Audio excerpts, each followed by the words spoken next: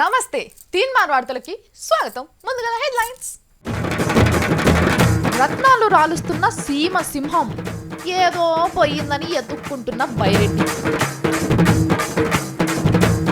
ఆఫీస్లకెళ్ళి మల్లన్న పరార్, జాడ కోసం రాములమ్మ బేజార్. వీరి వీరి గుమ్మడి పండు, అసెంబ్లీలో ఆటలు రెండు. డిక్కీ రాజ్ దిమాగ్ తేజ్, కిరికిరి సాయ్ కీబోర్డ్ లాక్. సీమాంధ్ర పేరంటానికి పర్మిషన్, అట్లెట్లా అని తెలంగాణలో పరేషాన్. కళ్ళు మూయకున్న బైకులు మాయం, మూసే వరకల్లా మూసుగులేస్తున్న దొంగలు. All lines are busy, Nokia దొరుకుడు నాట్ సో ఈజీ. ఊకే చెప్పుడు మంచిగా అనిపిస్తలేదు, అందుకే ఒక పాట పాడతా, మొత్తం అర్థం చేసుకోండి, సరేనా? ఆడుతూ పాడుతూ పని చేస్తుంటే అలుపు సలుపేమున్నది, అందరం ఒకటై చెయ్యి కలిపితే అంటే యాదకొచ్చింది, ఇది చేయి గుర్తోల ముచ్చటనే కదా. చేయి గుర్తోల ముచ్చటనే.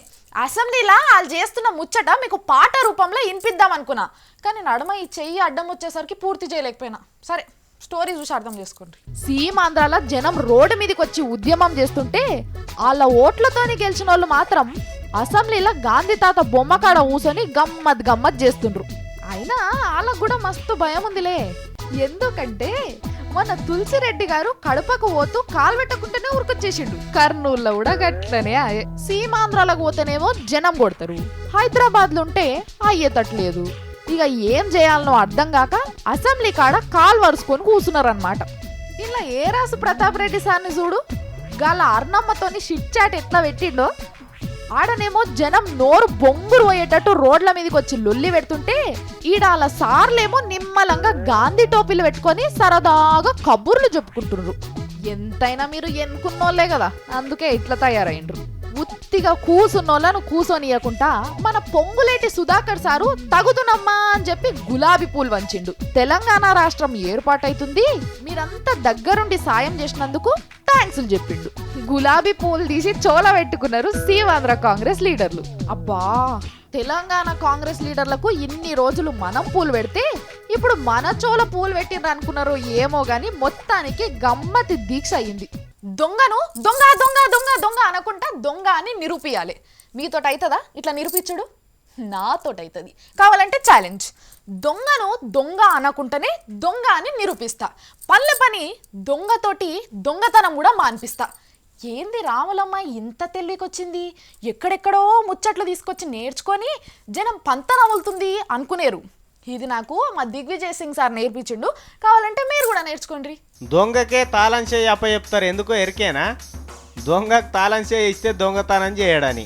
అట్లనే మన ముఖ్యమంత్రి వర్యులకు ఆంటోనీ కమిటీ కూడా ఒకటి అప్పచెప్పిందట. అదేందంటానంటే, ఆంధ్రప్రదేశ్ అనే రాష్ట్రంలో ప్రజలను ఎవ్వరైతే రెచ్చగొడతారో వాళ్ళని ఇడిచిపెట్టకు, పట్టుకొచ్చి చట్టానికి అప్పచెప్పమని చెప్పిండట. అంటే దీని అర్థమైంది, మళ్ళీ చెప్పవలసిన పని లేదు కదా. అదన్నమాట. రాష్ట్రంలో అసలు పంచాయతీ సురువు చేసిందే మన ముఖ్యమంత్రి సార్ అని అందరికీ ఎరికే. ఇటు తెలంగాణకు అనుకూలమని కేంద్రం దగ్గర చెప్పి సీమాంధ్రాల పంచాయతీ సురువు చేసిండు. ఇప్పుడు సీమాంధ్రాని తెలంగాణలో జంగు సురువు చేస్తున్నాడు. హైదరాబాద్ అందరిది అనుకుంటా సర్కార్ కొలువులు చేసేటోళ్ళ నడమ పంచాయతీ పెట్టిండు. సార్ పెట్టిన నిప్పుకు 30 రోజుల నుంచి సీమాంధ్ర కుతకుతుడుకుతున్నది. సీమాంధ్ర సర్కారోళ్ళ సదస్సులకు తెలంగాణ గడ్డ మీద పర్మిషన్ ఇచ్చి నిన్నయాల మళ్ళా కొత్త పంచాయతీ పెట్టిండు. కేంద్ర ఉద్యమానికి ఈయన చైర్మన్ గా వ్యవహరిస్తా ఉన్నాడు, డీజీపీ గారేమో కన్వీనర్ గా వ్యవహరిస్తున్నారు. ఈ ప్రభుత్వం మాది కాదు, ఈ పోలీసులు మాది కాదు. అంటే రాష్ట్రంలో పంచాయతీలు పెడుతున్నది, ఆళ్ళ నీళ్ళని రెచ్చగొడుతున్నది మన ముఖ్యమంత్రి సారే కదా.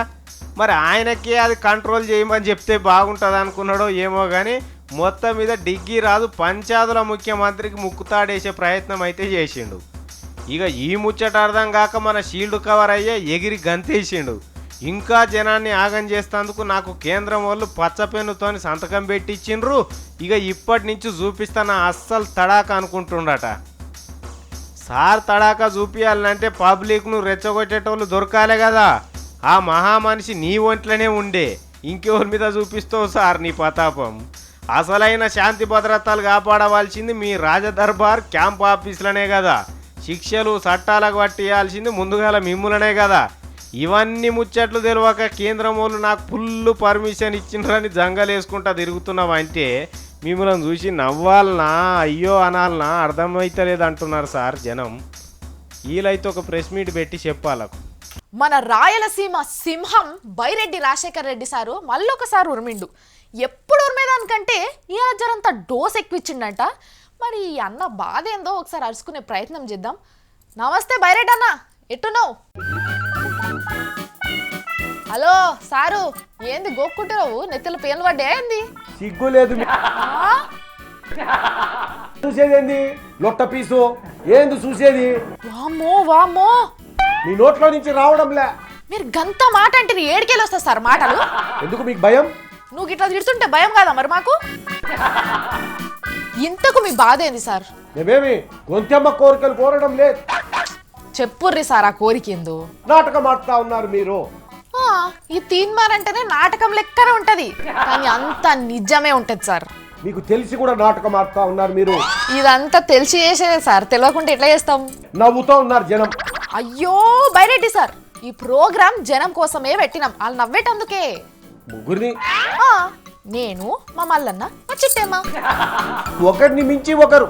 అవును, ఒకరిని మించి ఒకరు కామెడీ చేస్తారు. హక్కే లేదు మీకు. అయ్యో, పబ్లిక్ ను నవ్విచ్చే హక్కు ఎందుకు లేదు సార్ మాకు? ఎందుకమ్మా మోసాలు? పచ్చి మోసం.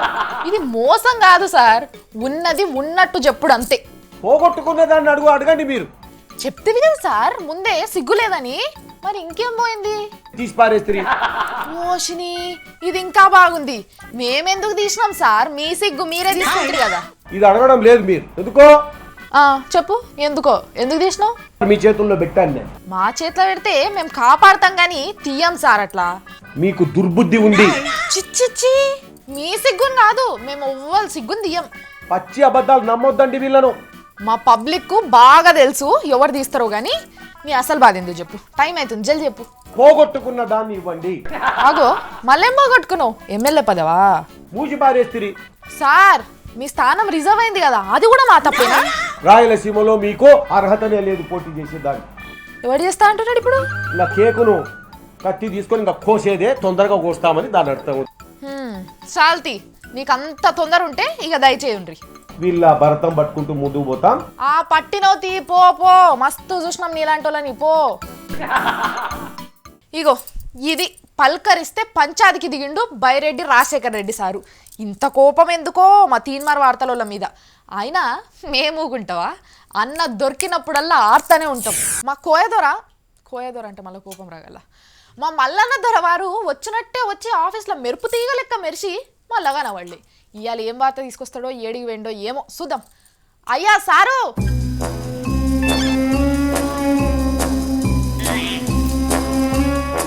ఇగో చూడండి, నేను నోరు పోయేటట్టు మొత్తుకున్న వల్కడు. ఓ మల్లన్న, నువ్వా రామ్లమ్మ? ఏ సంగతి? ఏం లేదు, ఒక్కొక్కసారి లొల్లి పెట్టి పిలిచినా పలకపోతుంటేవి కదా, ఇప్పుడేమో మెల్లగా పిలిచినా పలికినవేంది? మర్యాదగా పిలిస్తే ఎవ్వరైనా పలుకుతారు రామ్లమ్మ. అంటే ఇద్దరు దాకా ఎట్లా పిలిచినా మరి? ఓ దొరా గిరా అంటుంటివి కదా, అందుకనే వలకకపోతుంటి. అబ్బో, కడుపులో ఇంత పెట్టుకున్నావు. ఏదో తీయగాని మ్యాటర్ ఏందో చెప్పు ముందుగాల. ఇంతకు మరి ఇక్కడ ఉన్నట్టు ఇగోంది మైదాన్లో ఉన్నా. ఆడేం చేస్తున్నావు? పురుగు కోసం ఎత్తుకుతున్నా. పాడుగాను, ఏం పురుగు? అయ్యో చీయన పడితివి, బొంత పురుగు.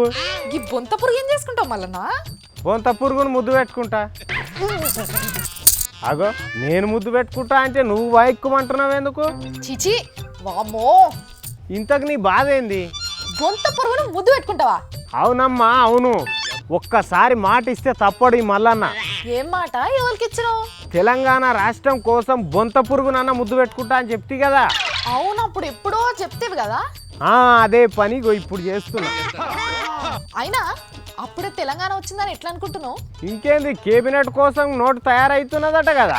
ఎవరు చెప్పిండ్రు? అయ్యో మొన్న హోంమంత్రి షిండే సార్ చెప్పలే? అవునా? అయినా మళ్ళా సమైక్యాంధ్రలో నడుస్తుంది కదా, నడిస్తే మళ్ళా యూటర్న్ తీసుకోరా. ఓ పిచ్చిరాములమ్మ, ఇప్పుడు తెలంగాణ ఇస్తే కాంగ్రెస్ పార్టీకి ఏడ నష్టం అవుతుంది? సీమాంధ్రలో కథమే కదా. ఎందుకు కథమవుతుంది? ఆడ తెలుగుదేశం వాళ్ళు జగన్ పార్టీ వాళ్ళు ఇద్దరు ఉన్నారు కదా. మరి తెలంగాణ ఇవ్వకపోతే ఏమవుతుంది? తెలంగాణలో కథమవుతుంది, సీమాంధ్రలో కూడా కథమవుతుంది. మరి ఇంత రిస్క్ తీసుకుంటారా కేంద్రం వాళ్ళు? కష్టమే గాని ఏదో కేంద్ర పాలిత ప్రాంతం చేస్తా అంటున్నారు కదా. అయ్యో రాములమ్మ, నీకు రాజ్యాంగంలో బేసిక్లు కూడా తెలియనట్టున్నాయి కదా. నేను చదువుకున్నా కదా మల్లన్న. చదివినో బాగానే కానీ ఇప్పుడు కేంద్ర పాలిత ప్రాంతం చేయాలంటే ఏం చేయాలనో ఎరికేనా? చెప్తే కదా మల్లన్న తెలిసేది. హైదరాబాదును కేంద్ర పాలిత ప్రాంతం చేయాలంటే సాధారణ మెజారిటీ చాలంటున్నారు. ఆ, నిజమే మల్లన్న, నిజమే. మరి కాంగ్రెస్ వాళ్ళకి అసలు మెజారిటీ లేకపోయే ఇంకా సాధారణ మెజారిటీతో యూనియన్ టెరిటరీ చేస్తారు. గట్లనే పెడితే ఏం బెటర్ రాములమ్మ, బీజేపీ వాళ్ళ సోపతి పోతే తప్ప ఇగో ఇప్పుడు అసలు బిల్లు కూడా బయటపడది. ఇక వాళ్ళు యూనియన్ టెరిటరీ చేస్తా అంటే వాళ్ళు ఎందుకు ఒప్పుకుంటారు బీజేపీ వాళ్ళు? అంటే మొత్తానికి తెలంగాణ వస్తుందంటో. వస్తుంది కాదు, వచ్చి తీరుతుంది. చూద్దాం గాని బొంత పురుగు దొరికిందా? నాకు దొరికింది కానీ నీకోసమే ఎత్తుకుతున్నాయి. పాడుగాను నీ బొంత పురుగు లే, ఏం అవసరం లేదు. వామ వద్దు నాయన, నువ్వు ఆఫీస్కి రాక ఆడికి ఇంటికి పో. ఈ మాట మంచిగా ఉంది రాములమ్మ, మంచిదిగా దండాలు ఉంటా. హాగో చూడుంది, ఆఫీస్కు డుమ్మా కొట్టేటందుకు మల్లన్న అన్న బొంత పురుగు ఆటిది. అర్థమైందా? ఇక వేరే వార్తలు చూద్దాం. మన కిరణ్ కుమార్ రెడ్డి సార్కు తెలివే లేదు. ఏదో కేంద్రం వాళ్ళు దయదలిచి ముఖ్యమంత్రి కూర్చి ఇచ్చిండ్రే గాని ఆయన ఆ పోస్టుకు ఎందుకు పనికి రానోడని ఓ దిక్కు షర్మిలమ్మ, ఇంకో దిక్కు చంద్రబాబు సారు కయ్యా కయ్యా కయ్యా కయ్యా లొల్లి పెడతానే ఉన్నారు. కానీ మన సారు పర్ఫార్మెన్స్ ఎప్పుడన్నా చూసిండ్రా వాళ్ళు? ఎప్పుడు తిట్టుడే కాదబ్బా, ఆయన చేసే మంచి పనులు కూడా చూడాలి. మస్తు చేస్తాడబ్బా పాపము. పెట్టుర్రి మీరు క్యాసిడు, చూస్తారా వాళ్ళు కూడా. సీమాంధ్ర పంచాయతీని మన ముఖ్యమంత్రి సార్ ఏలు పెట్టి ఇంత ఎడల్పు చేస్తున్నాడు. 60 ఏళ్ళకెళ్ళి కొట్లాడుతున్న తెలంగాణను అమాంతం బొంద పెట్టి చక్కగా నిలలేని సమైక్యలొల్లిని సంకలేసుకొని తిరుగుతున్నాడు. హైదరాబాద్లో మీటింగ్ పెట్టుకుంటామని తెలంగాణ వాళ్ళు ఎన్నడు అడిగినా ఇటు పోలీసు వాళ్ళు ఇయ్యరు, ఆఖరికి హైకోర్టు మానవ హక్కుల సంఘమో పర్మిషన్లు ఇవ్వాలి కానీ ఇటు సీమాంధ్ర సర్కారయ్యలు మాత్రం ఇయ్యరు. కానీ ఇప్పుడు మాన్యులు శ్రీ అశోక్ బాబు గారు అడిగిందే ఆల్చం. ఎల్బీ స్టేడియం వేదిక మీద ఎర్రపరుపులు వరిసి తయారు చేస్తున్నాడు మన ముఖ్యమంత్రి అయ్యా. మీదికేమో సదస్సుకు ఉద్యోగులే రావాలి, వచ్చిన వాళ్ళంతా మెడల గుర్తింపు కార్డులు వేసుకొని రావాలి అని చెప్తారు. ఇంకో దిక్కేమో అశోక్ బాబు గారు ఇంటికి ఇద్దరిని తరలిరమ్మంటాడు. ఇంటికి ఇద్దరంటే సీమాంధ్రలో 5 కోట్ల మంది ఉంటే ఒక్కింట్లో 5గురు వేసుకున్నా ఎంతమంది అవుతారు? వీళ్ళందరినీ తీసుకొచ్చి 60,000 మంది బట్టి ఎల్బీ స్టేడియంలో ఏడ మీటింగ్ పెడతాడు? ఇది మీటింగ్ కోసం పెడుతున్నాడా లేకపోతే ఇంకేమన్నా ఉన్నదా? ఇది మీటింగు కాదు, దండయాత్ర చేస్తున్న పనే అంటున్నాడు మందకృష్ణన్న. హైదరాబాద్లో సమాఖ్య జేఏసీ పేరుతో జరుగుతున్న మీటింగ్ రద్దు చేస్తాం. ఆయన డీజీపీ నుంచి పర్మిషన్ తీసుకోవచ్చు, ఆయన ముఖ్యమంత్రి నుంచి పర్మిషన్ తీసుకోవచ్చు, లేదా ఆయన హైకోర్టు నుంచి పర్మిషన్ తీసుకోవచ్చు. ఆడ మీటింగ్ జరగాలంటే, సమాఖ్యవాదుల మీటింగ్ జరగాలంటే హైదరాబాద్లో ఎంఆర్పిఎస్ పర్మిషన్ ఇవ్వాలా. ఎంఆర్పిఎస్ పర్మిషన్ ఇవ్వకుండా అక్కడ జరగదనే విషయం కూడా మేము హెచ్చరిస్తున్నాం. ఇదిగోని పర్మిషన్ ఇచ్చిండ్రే అనుకుందాం. ఇప్పుడు రాష్ట్రంలో కావాల్సింది ఏంది? శాంతి కదా. కేంద్రం వాళ్ళు కూడా ఇదే చెప్తారు కదా, అందరు నిమ్మలంగా ఉండాలని. జనమంతా మళ్ళా కలిసి ఉండి ఎవ్వరి పనులు వాళ్ళు చేసుకుంటే కదా కావాల్సింది. మరి శాంతి ర్యాలీలు తీసుకోళ్ళకు పర్మిషన్ ఇయ్యారట, దండయాత్ర వంటి సదస్సులకు పోలీసు వాళ్ళతో రక్షణ పెట్టిస్తారట. ఎట్లున్నదో చూడుండ్రి మన సర్కారు వాళ్ళ కథ. ఇంతకు ముఖ్యమంత్రి సార్ కావాల్సింది శాంతా సమరమా? మీరే గమనించుకోండిగా. ఇప్పుడున్న హైదరాబాద్లో లేని పంచాయతీ ఒకటి తయారు చేసి ఎల్బీ స్టేడియంలో సీమాంధ్ర తెలంగాణ ప్రజలు కొట్టుకున్నారని ఒక నివేదిక తయారు చేసి అగజూడుండ్రి హైదరాబాద్ అంతా గాలిపోతున్నదని మళ్ళొకసారి కేంద్రం వాళ్ళకి చెప్తాడట. ఇంకేంది, కేంద్ర పాలిత ప్రాంతం చేస్తేందుకు కావాల్సిన పంచాయతీ తయారు చేస్తాడన్నట్టు మన కిరణాలు.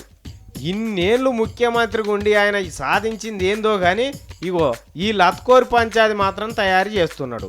ప్రజలంతా ఏ ప్రాంతం వాళ్ళైనా సరే ముఖ్యమంత్రి వర్యుల కుట్రల భాగం కాకుండ్రి, హైదరాబాదును రావణ కాష్టం చేస్తేందుకు మంచి ఎత్తేసిండు అంటున్నారు మేధావులంతా. ప్రజలారా గమనించుండ్రి. ఇగో ఇది నా నోకియా ఫోన్, మీతోనే కూడా ఉందా నోకియా? మరి నా ఫోన్లో అయితే 4 రోజులు ఛార్జింగ్ పెట్టకున్నా కూడా మస్తు ఛార్జింగ్ ఉంటుంది. మీ నోకియా ఫోన్లో కూడా ఉంటుందా? అరే నోకియా అయితే 4 రోజులు కాకుండా కనీసం 3 రోజులు అన్న ఉంటుంది. కానీ మస్తు ఉంటుందిలే నోకియా ఫోన్. అరే ఇంట్లో కెమెరా పీస్ అయితే నా సామి రంగా ఏంది ఇంత మురిసిపోతుంది అనుకుంటారా? ఈ మురిపాలు ఇప్పుడు అన్నీ బంద్ అవుతున్నాయి. ఎందుకో తెలవాలంటే ఈ ముచ్చట చూడాలి. ఒకప్పుడు సెల్ ఫోన్లు అంటే నోకియానే ఉంటుండే. మస్తు షేపు ఛార్జింగ్ వస్తుండే. సన్న పిన్ను ఛార్జర్ ఫోన్ అలాగనే, దొడ్డు పిన్ను ఛార్జర్ ఫోన్ అలాగనే మస్తు ఉంటుండే. మళ్ళా ఏడనన్న కింద పడితే మీద బొచ్చెలు ఊసిపోతుండే కానీ ఫోన్ మాత్రం ఏం కాకపోతుండే. అన్ని అక్క పెడితే మళ్ళా నడుస్తుండే. ఇక నోకియా ఫోన్లుండే పామాట అందరికి ఆడొస్తుంది. ఒకవేళ నీళ్ళల్లో పడ్డా తీసి జర్రసేపు ఎండపూడకు పెడితే మళ్ళా చక్కగా అవుతుండే. ఇంకా కొందరు అయితే నోకియా కెమెరా పీస్ అనుకుంటా మురిసిపోతుండే వీటిని చేతిలో పట్టుకొని. కానీ ఇప్పటి నుంచి ఇక నోకియా ఫోన్ల మాట మాట్లాడకుండ్రి. ఎందుకంటే ఆ నోకియా కంపెనీని మైక్రోసాఫ్ట్ కంపెనీ వాళ్ళు కొనుక్కున్నారట. అయ్యో గంత మంచిగా ఉండే కంపెనీని ఎందుకు బంద్ పెడుతున్నారని అనుకునేరు. కంపెనీ మంచిదే కానీ అదే పాత ఫోన్లు విడుదల చేసుకుంటా పోతే జనం ఏడికెళ్ళి కొంటారు. పొద్దుగాల తిన్న కూర పొద్దుమీకి తినాలంటేనే ఎటో అనిపిస్తుంది. ఊకి అదే నోకియా డబ్బా ఫోన్ వాడాలంటే మంచిగా అనిపిస్తుందా? ఎప్పటికప్పుడు కొత్త ఫోన్లు తీయాలి. అగో శాంసంగ్ కంపెనీ వాళ్ళని చూడు, టచ్ స్క్రీన్లు, ఏలు పెట్టి ఇటు గుంజితే ఇటు వస్తుంది బొమ్మ, అటు గుంజితే అటు పోతుంది. మళ్ళీ నోకియా కంటే అగ్వనాయ్, పైసలు తక్కువ పనితనం ఎక్కువ. ఎక్కడెక్కడ ఆటలు, బొమ్మలు, టీవీలు, సినిమాలు అన్నీ వస్తుండే. ఇక నోకియా కంపెనీ ఫోన్ ఎవరు కొంటారు చెప్పుండ్రి. అందుకే నోకియోలకు బాగా గిరాకీ లేకుండా పోయిందట.